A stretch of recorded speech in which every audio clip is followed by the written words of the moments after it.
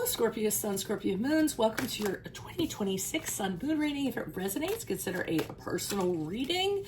And if you want to see this in its entirety, go to my YouTube channel at Veronica Garnett. Also, if you want to see the extended version, go to my Vimeo channel at Veronica Garnett. I will be pulling cards while I tell you guys about your traits. So Scorpio Sun, Scorpio Moons, you guys are very commanding, very executive at all times. You really get overtaken by your emotions, and usually the emotions are very aggressive. A lot of your emotions are usually the cause of the changes in your mood, and guide a lot of your decisions, so be careful of that. You do have a tendency to try to hide your feelings, but sometimes that can be very difficult for you. You could be very impulsive. You could be triggered very easily. Good thing about you is you're very persistent, you're very determined, and you don't have a problem with hard work. So you kind of sink your teeth into stuff once you get assigned to do it, or once you want to do it. You can be a complete force of nature, but you're also always totally in control of any situation. You actually have a very powerful libido, as I turned over the Lover's card in reversed here. What's the timing on that? And a desire to be the boss in the bedroom, so to speak. You have a type of scorched earth attitude.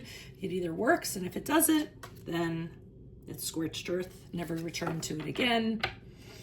But you're also very capable of being very loyal in your relationships. Relationships are difficult to have with you because you have a tendency to want to fight with people and be very moody, but anybody that can kind of be the person to push through that is going to be a keeper. And you definitely don't have any time for anybody who's weak or people that pity themselves, because you're a very strong individual. So let's see what's going on for your 2026. Starting off in January, February, and March, we had the Three of Swords in reverse. So it looks like you're coming into the new year healing from something that was very traumatic for you. A lot of times it can be a relationship. So it could be a divorce, it could be a breakup, it could be someone that broke your heart, something that was very difficult for you. But the Three of Swords in reverse says that you're working on recovery, you're working on accepting the pain, moving on from it, and actually healing physically, mentally, and spiritually. So it's a good thing that you're moving on from whatever it was that happened to you in 2025.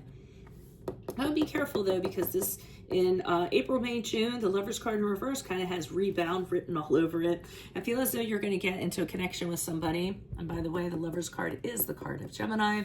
And I feel as though you're going to have instant regret. So be very careful about any kind of intimate relations you have with somebody, very impulsive ones, because I think it's going to be based on lust, and you might kind of tumble into it. And right after the fact, you're going to realize that it was a terrible, terrible decision for you to make, especially if you end up getting into a relationship. I don't feel like it's going to be based on the healthiest of things. You could actually wait a little while and perhaps find something a little bit more suited or better for you, would be what I'd say. But I haven't pulled the clarifiers yet, so I don't have all the details on that. The Hermit card in the upright is the card of Virgo. And during the period of July, August, and September, I see you possibly thinking about what happened back here, being single. So you may have decided this wasn't for you. Maybe you're deciding it's time to be alone with myself for a while. It's time to be alone with my thoughts for a while. It's time to have these internal conversations with myself and reevaluate what I want out of life. And you don't want anybody chiming in. You don't want anybody's opinion on it. You want to do it in complete solitude. So just so you can kind of get your head straight and figure out how you want to move forward through the rest of the year. And then with the Judgment card here in reverse during the period of October, November, and December, I feel as though you are going to be faced with a need to work on your self-love, your self-care, forgiving yourself for things, learning not to judge yourself, learning not to self-loathe, learning not to listen to that inner critic we have all inside of us that are saying you aren't good enough. And I think all these things are going to rear their ugly head during this period of time, and you're really going to have no choice but to kind of confront it and work through it. If you don't, I feel like it's just going to take you down a very, very bad rabbit hole, so to speak. So I think it'll be a really good time for you to kind of focus on that during the end of the year, so you can go into 2027 fresh and new and transform. So that's what I have for you at this present time. If it does resonate, consider a personal reading.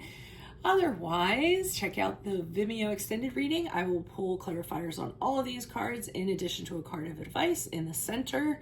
And also, if you have suggestions for Sun Moon reading, put it in the comments. I will put you in queue. Otherwise, Scorpio Sun, Scorpio Moons, I will see you in your Vimeo reading next. Adios from Veronica Garnett. Bye-bye.